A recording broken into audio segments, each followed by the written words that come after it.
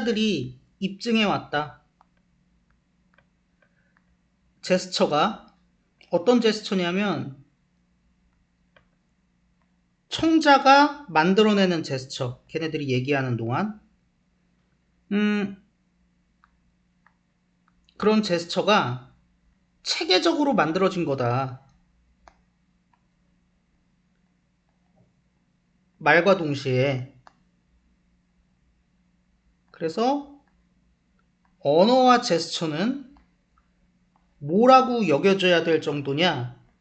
공동표현적이라고 여겨져야 될 정도래요. 일단 쓰고 나서 얘기할게요.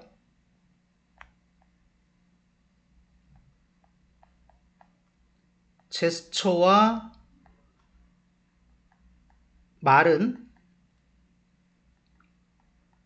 체계적으로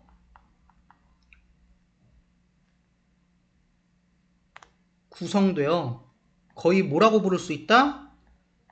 공동표현적이다라고 말할 수 있대요.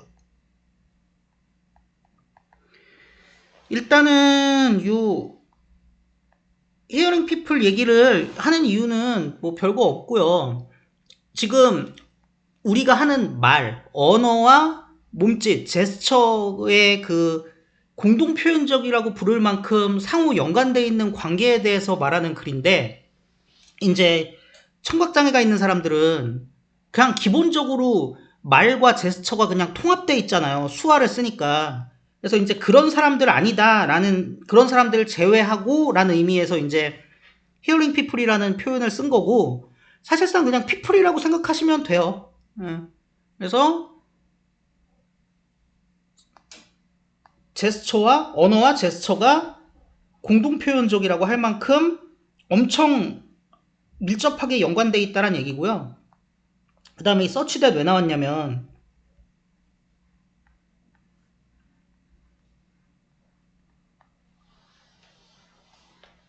이제 여기는 명사구죠.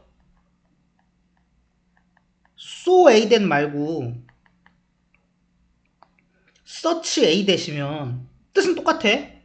너무 a 해서 어쩌고 저쩌고 다. 다만 이제 a 자리에 명사나 명사구가 들어가냐, 형용사냐, 부사가 들어가냐, 뭐 그거에 따른 차이는 있는데, 지금 같은 경우는 생략되어 있는 거를 생각해 보면 너무나 그 정도가 뭐 큰 정도라서 뭐 정도의 의미일 거라고 생각해요. 그래서 너무나 그 정도가 커서 그 뭐야, 언어와 제스처가 어쩌고 저쩌고.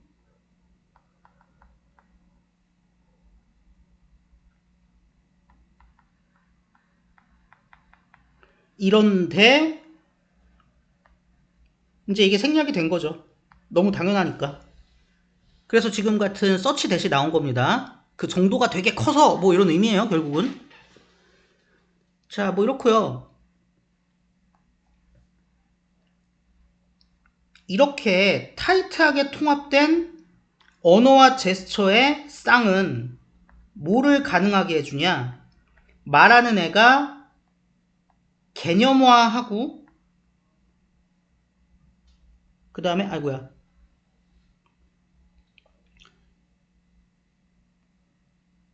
공식화해줘, 자기네들의 생각을. 뭐의 관점에서? 언어의 범주적 요구와 이미지스틱, 그러니까 이미지의 성격을 가졌다는 거니까 제스처의 어떤 심상적인 가능성 정도로 할게요. 아이고, 굳이 설명을 해드려야 되나? 그러니까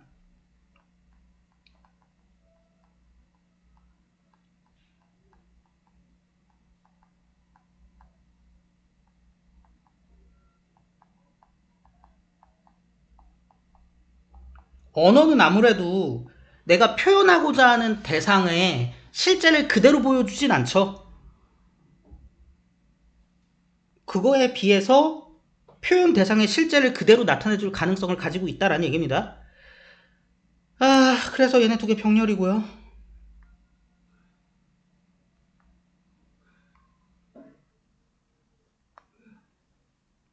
그래서 이게 뭐래요? 언어의 범주성과 제스처의 심상성을 둘 다 가지고 있다.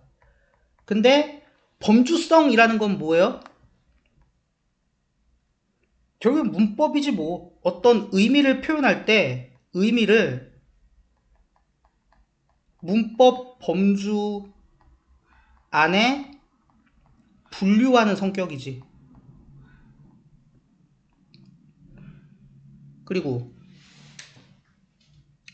이거는 방금 얘기한 것처럼 제스처는 의미의 실제를 어느 정도 자체로 보여주는 성격이지.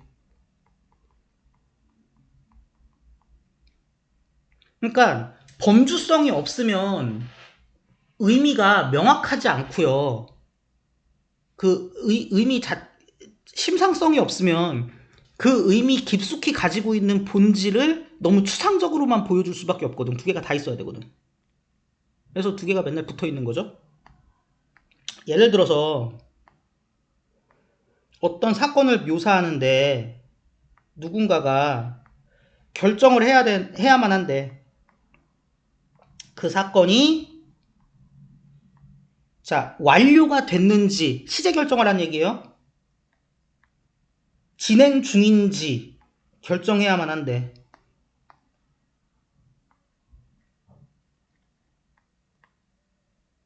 여기 따로 안 쓸게요. 이거 뭐 웨더로 쓸 수 있겠죠? 만약에 그 언어가 지금 말해지고 있는 언어가 한국어인지 영어인지 그 순간에 말해지고 있는 언어가 동사 접사를 만약에 가지고 있다면 이때는 만약이란 뜻이죠. 각각의 의미에 있어서. 그리고 한쪽이 선택되어야만 한다면 뭔 소리냐면 이 언어가 뭐 접사 형태를 통해서 동사 접사니까는 그 앞쪽 형태를 통해서 접사를 뭘 붙이냐에 따라서 이 사건이 완료형으로 쓰든지 진행형으로 쓸 수 있어. 근데 둘 다 쓸 수는 없잖아요. 그러니까 둘 중 하나를 선택해야만 한다고. 이게 언어의 범주성이라고요. 그러니까 문법 지켜야 한다는 얘기죠, 결국은. 그래서 예시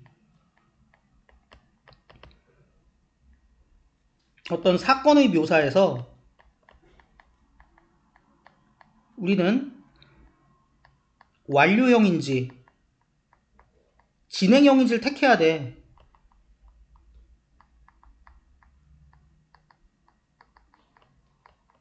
사실 이거는 굉장히 추상적인 과정이긴 해.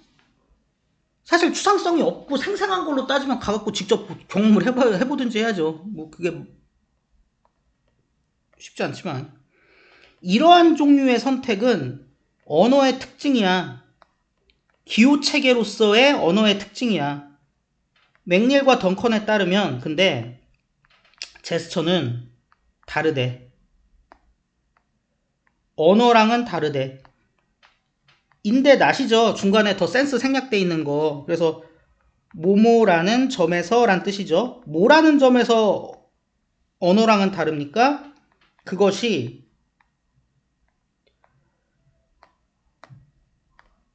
그런 선택지를 그 말하는 애한테 제시하지 않는다는 점에서 제스처는 무슨 현재형을 고르고 뭐 진행형을 고르고 이러는 게 아니잖아요. 이건 제스처죠. 그래서 이런데 제스처는 2번과 같은 선택을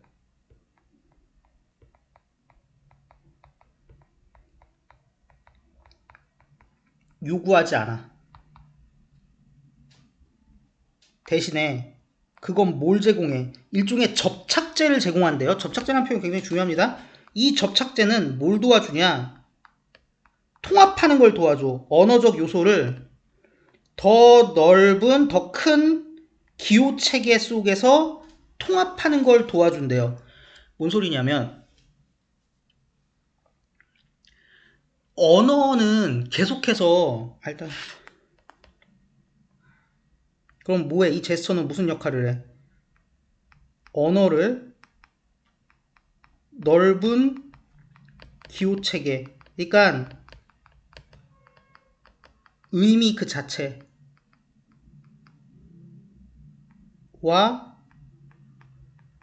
접착을 해주는 거야. 언어만 있으면 언어는 어쨌든 추상적인 기호체계이기 때문에 더 넓은 의미로서의 그 의미와 사건을 전달해야 되는 그 기호체계에서 의미의 실제에서 자꾸 멀어지거든. 그때 제스처라는 애가 나타나갖고 그 제스처의 아까 얘기한 심상성을 통해서 언어가 계속 그 본질에서 멀어지는 거를 멀어지지 않도록 계속 잡아주는 거지. 그래서 그러면 이 어디 갔냐?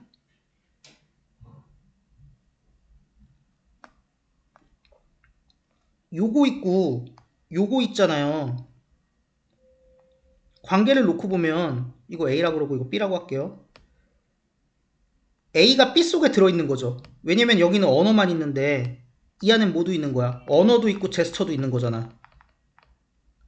그래서 그런 그 더 넓은 기호 체계 속에서 그러는데 걔는 전체로서 중요한 특징들을 공유한대. 뭐랑? 재현되는 대상들이랑. 그러니까 진짜 실제에 가까운 거야. 훨씬 더 그 표현하려고 하는 그것 자체와 공유하는 바가 훨씬 많아. 그죠? 이런 관점에서 봤을 때 말과 제스처는 중복이 아니야. 뭐 겹치는 게 아니야. 중복이면 뭐 없애야 될 거 아니야. 근데 그렇지 않아. 그리고 모두 아니야. 다른 쪽에 대한 번역도 아니야. 두 개가 별개야. 근데 C라고 쓰면 안 되지. 자, 그럼 오히려 뭐야? 최소한의 처리 단위야. 사고의 표현을 위한 최소한의 처리 단위가 바로 두 개의 조합이야. 그래서 그것은 어떤 성격을 가진다는 거예요? 심상적이면서 범주적인 성격을 본질적으로 가지고 있다라는 겁니다. 그쵸? 그래서 일단 내용 정리. 이 둘은 중복이 아니고 상호 번역도 아니야. 둘 다가 사고 표현의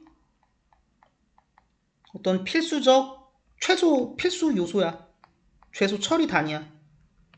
그리고 이제 요것 좀 하려고 한 건데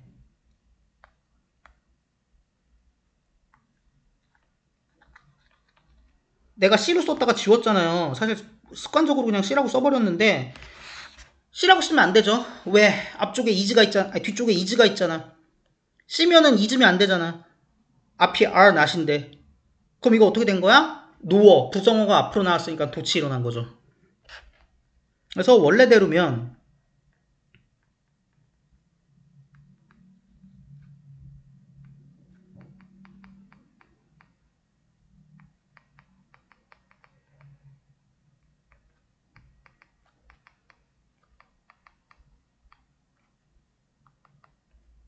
뭐 대충 노어 여기다 쓸게요. 뭐 이렇게 갔다고 치면 이제 부정어가 제일 앞으로 나오잖아요. 그러면 부정어 도치 일어나니까 어떻게 됩니까? 이렇게 되지. 그래서 is가 먼저 튀어나오죠. 저거 a로 쓰고 내기 되게 좋을 것 같긴 하거든요. is 대신 a를 써갖고. 근데 그러면 틀리죠. 그래서 이거 좀 주의해 주셔야 될 것 같고, 문법으로는 이 전체 글에서 봤을 때 제가 좀 유의미할 것 같아요. 문법으로는. 뭐 이렇게 해갖고 말씀드렸고, 그럼 내용을 정리해보면 그래도 히어링 피플이라고 합시다. 사람들한테 있어서 언어와 제스처는